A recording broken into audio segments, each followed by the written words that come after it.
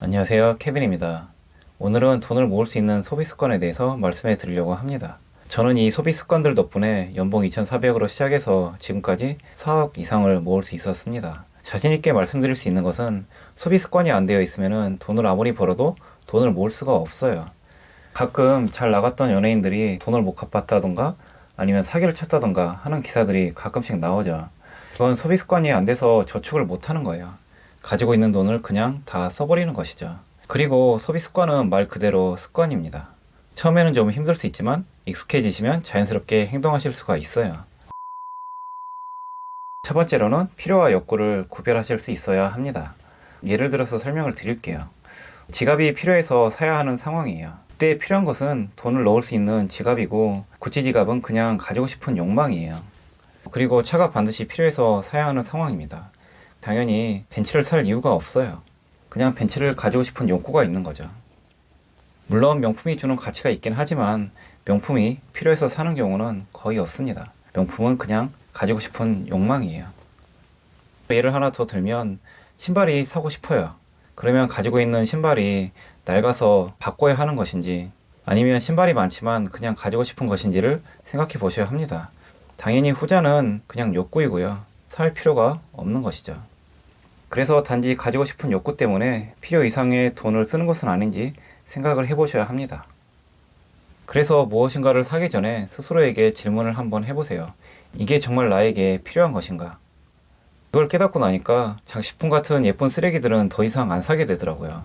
그리고 사놓고 안 쓰는 물건이 엄청 줄어들었어요. 대신에 너무 극단적으로 가시면 안 돼요. 다른 사람에게 보여지는 것, 그리고 건강에 대한 것, 또 자기 개발적으로는 어느 정도 투자를 하셔야 합니다. 그리고 가끔 힐링도 하셔야죠. 그래서 본인만의 타협점을 찾으시는 게 좋아요.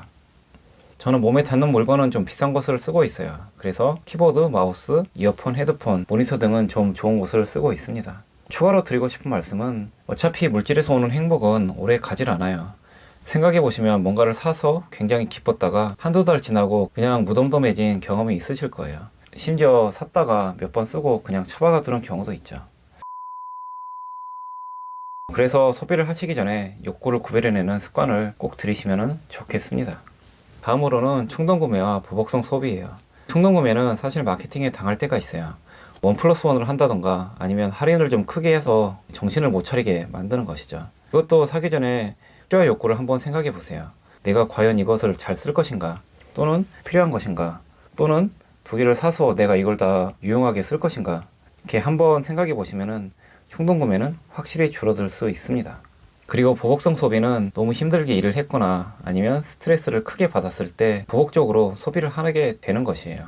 보복성 소비는 정말 딱 한 번만 참으시면 됩니다. 그 순간에 그 돈으로 할 수 있는 다른 일을 생각해 보시면 돼요.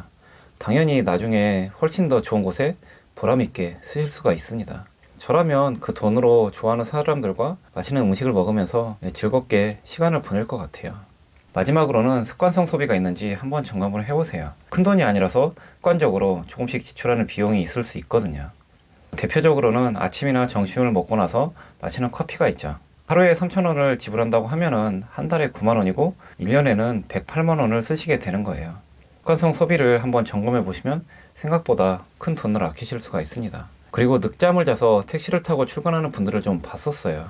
그것은 명확하죠. 늦잠 자는 습관만 고치면 당연히 아낄 수 있는 돈입니다. 사실 흡연도 습관성 소비라고 볼 수 있습니다. 건강까지 생각하시면 당연히 안 피시는 게 좋고요. 정리를 하자면 첫 번째로 이게 정말로 필요한 것인지 스스로에게 질문을 한다. 두 번째로 충동구매와 보복성 소비는 지르기 전에 한 번 더 생각을 해본다. 세 번째로 습관성 소비가 있는지 점검해본다.